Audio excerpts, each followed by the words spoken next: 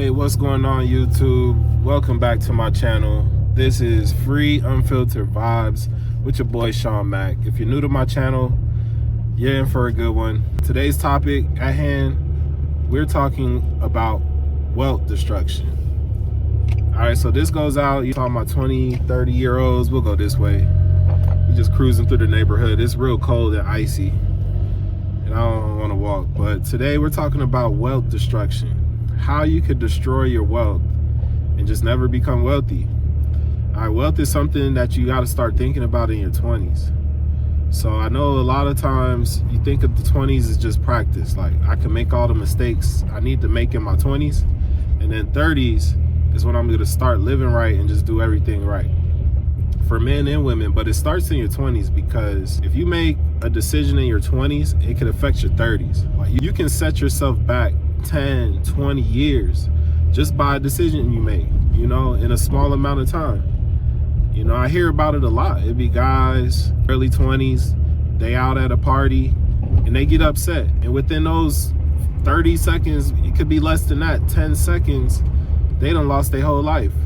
Whether they get killed or they end up killing somebody and they get locked up for life. Like, just like that, a decision you make can alter your life forever. You're 20 years old, you know, average lifespan, let's say 70. So for 50 years, your life is gone, you know. And then there's smaller decisions that you can make that can alter your life as well. So you just want to be aware of wealth destruction in advance, because again, you can make these decisions now and you can learn the lessons from those decisions later in life, but it could be too late. So if you're in your 20s or early 30s, and hear some of these out, and maybe you can avoid these traps to better your chances at becoming wealthy in the future. So when I was younger, one of the bad decisions I made was my first car purchase. Again, they teach a lot of materialism. When you think of cars, nobody wants the Toyota or the Honda, but those are really good cars. Everybody wants the BMW. At my time, the BMW was the black man's wish. Everybody wanted a BMW, Mercedes, Lexus. You wanted something foreign. Why? I don't know. They all work the same. They get you from A, B to Z. As long as your car turn on and got a radio, for the most part, you're good. You don't need no navigation and a fancy screen. Most people use their smartphones now in their car to play music, to navigate. So other than maybe a little appeal for the ladies, just get you a car. But what I did was, I saw the BMW. And although I did save money, I had about 2-3 grand saved up. It was either gonna be a down payment or I could have bought a car cash. But when I saw that BMW, it was about 8 grand, like 7,900, I remember. I just wanted that car just because I was taught BMW is the car to get. So I got that BMW. All right, it had 29.99% interest on that car. I knew nothing about interest, but I guarantee I know about interest now. All right, and 29% interest is terrible. All right, and I spent years paying off this car. I spent years, like, the car done broke down, I still didn't pay it off. Insurance rates was really high. And just looking back on it, if I could have bought a cash car, say like a Toyota or a Honda, you could definitely get a Toyota or Honda for about half of that price, say 4 grand. Paid off all those car payments, I could have saved up. All of those insurance payments, the insurance would have been lower. I would have saved money there. But just even later in life, people are overextending themselves for these luxury vehicles. You got a $1,000 car payment and your insurance is $500, and you paying $1,500 a month for your car. You know, like, that's a rent. In this economy, it just don't make sense for a majority of people who make average income, say 50, 60,000. It just don't fit your budget. But you trying to impress everybody. You're destroying your wealth low key. Slowly but surely, you don't see it, but that $1,500 that you could have been paying, let's say, you know, half of that, say $700, you could be saving, you could be investing, putting towards something important. So I'll start with that as a wealth destroyer. Another wealth destroyer, number 2, materialism. They teach us to love material things. You're wearing a t-shirt, it just got a name on it. So that same white tee that would usually cost, say, $5, You're spending $100 for the same shirt because it got a name on it. That's insane to me. Again, like, not saying you gotta pinch pennies everywhere, because some people, they are into fashion. Like, I got this nice jacket, I've had it for a few years, it was $100, you know, but for the most part, I've had this jacket 3-4 years, and I wear it every day. You see every video, I'm wearing the same jacket. I don't have 7 jackets. You know, people are buying not one $100 jacket, they're buying 12 of them. You know, not buying one pair of $500 shoes, they got 4 of them. And it's all just to flex. You're just flexing, that's all you're doing. So let go of those material things. Like, if you got it, go ahead and get it. But a lot of people don't got it, and I know that. I know it. They're wearing name brand stuff, and they're living in the hood. They're living in these places. Look where we at. We in the O block. You know, these people are wearing very nice clothes, expensive clothes, driving really expensive cars, but you live in the hood. It just don't make sense. Go build your wealth. Get out the hood. Save some money, invest. Let's go to the next wealth destroyer. Children out of wedlock. So this one is for men and women. Early age, again, in one of my videos, it said the average age that women are having kids is the age of 24. So that means that there are a lot of young men who are out here having children with these women. So for men, having a child out of wedlock is a wealth destroyer. Hold on. We in the hood, so we got the police. So a lot of these people are having children out of wedlock. All right, for men, how this affects your wealth in the future, this is an 18-year commitment. All right, and a lot of people, when you're having kids, you're not staying with the other parent. So these are broken homes.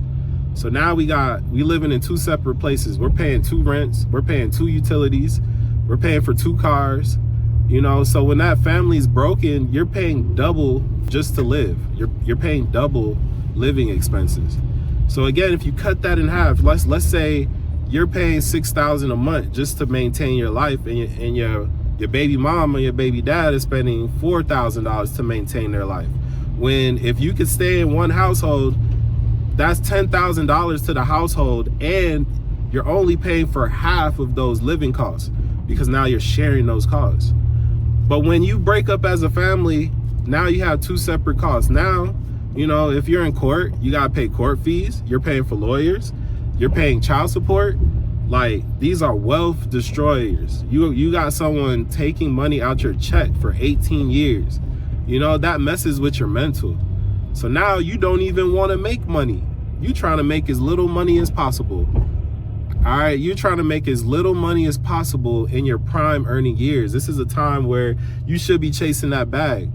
You should be pursuing the most money that you can make. But I know a lot of guys who are out here, they're not trying to make any type of money because they don't want to have to pay it in child support. All right, you're destroying your wealth over time. So you do that for 18 years, you make the minimum amount of money you can make, and you gotta pay child support. You're destroying your wealth. Women, when you having these kids early, you're really ruining your life. I'm just gonna say it. You're ruining your chances at relationship, to have that nuclear family that has a lot of money in the household. You're destroying so many options that you can have later in life at such an early age. So children out of wedlock is a wealth destroyer. Obviously, if you're in your 30s, 20s too, divorce is a huge wealth destroyer. Like, instantly, you get divorced as a man, you get 50% of your stuff taken, half. You get your homes taken, you get your car taken, you get your children taken. You get destroyed. Children out of wedlock, divorce, these type of things will set you back 10, 15 years. So meaning that you have a kid at 25, now you can't really start life until, say, 35, because now you're recovering and you're adjusting to this new life of getting your check garnished, you know, the child support, of having all these additional expenses, paying back your attorneys. You know, be mindful of all these wealth destroyers out here, man, because the way the world is set up, they don't want you to thrive.